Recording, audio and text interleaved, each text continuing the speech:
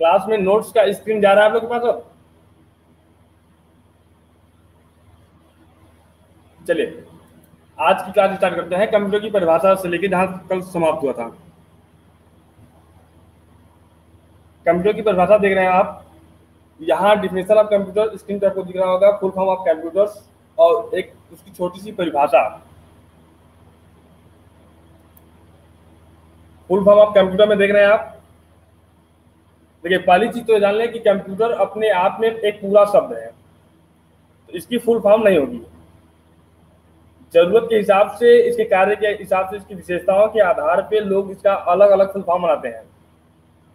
जैसे कल के नोट्स में जो आप लोग देखे थे, कल के नोट्स में मेरा कंप्यूटर का फुल फॉर्म कुछ दूसरा था, आज के नोट्स में कंप्यूटर का फुल फॉर्म कुछ दूसरा है, और आप तरह तरह की किताबों में अलग अलग से इसके फुल फॉर्म पढ़ सकते हैं।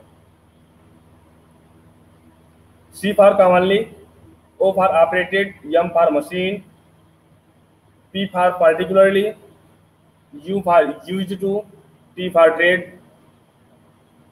And E for education, R for research. परिभाषा के रूप में दिया गया है, यह एक इलेक्ट्रॉनिक मशीन है जो अपनी मेमोरी में मौजूद निर्देशों के आधार पर कार्य करता है। कल यही बात पे हम आप चर्चा कर रहे थे कि जब कंप्यूटर के अंदर सोचने समझने की शक्ति नहीं होती है तो यह कोई भी निर्णय लेता कैसे है। तो याद रखिएगा, कंप्यूटर की परिचय में कल आप लोग एक शब्द यह भी पढ़े थे कि कंप्यूटर सिस्टम क्या होता है। कंप्यूटर सिस्टम होता है हार्डवेयर, सॉफ्टवेयर और यूजर, तीन चीज को मिलाकर।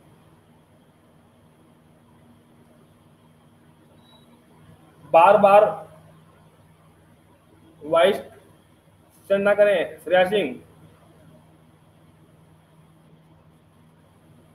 चलिए तो अनम्यूट रहें, जब कोई क्वेश्चन पूछा जाए तो आप आवाज दें अपना, या कहीं भी डाउट हो तो आप लोग जरूर पूछें बीच में।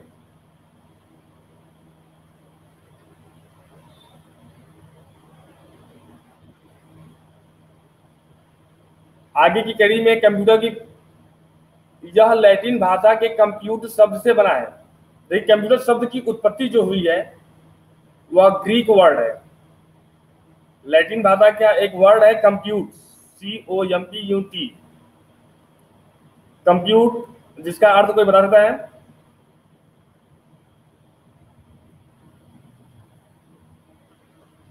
श्रेया सिंह आप अपने आप को म्यूट करें, आपकी आवाज आ रही है।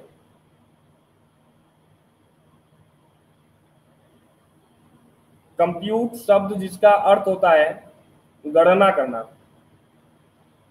कैलकुलेशन करना, और इसी कंप्यूट शब्द से बना आपका कंप्यूटर, जिसका हिंदी अर्थ होता है संगणक।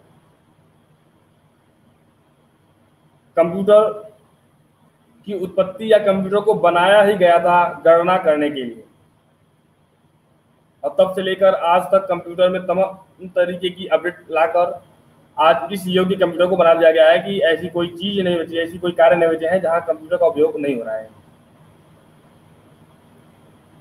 कंप्यूटर की परिभाषा के बारे में अगर समझ आ चुका है,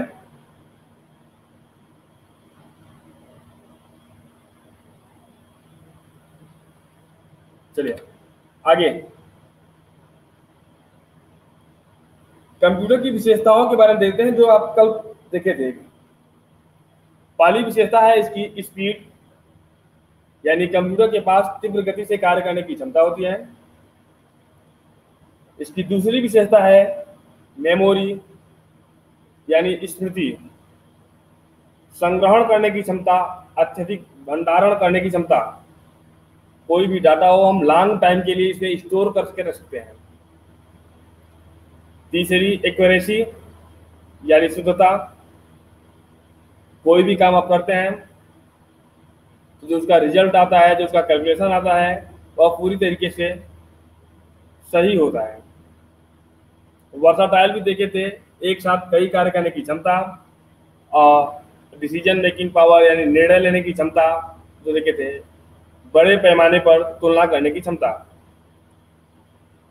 नीचे की हेडिंग में लिमिटेशन ऑफ कंप्यूटर है, यानी उसकी जो सीमाएं होती हैं।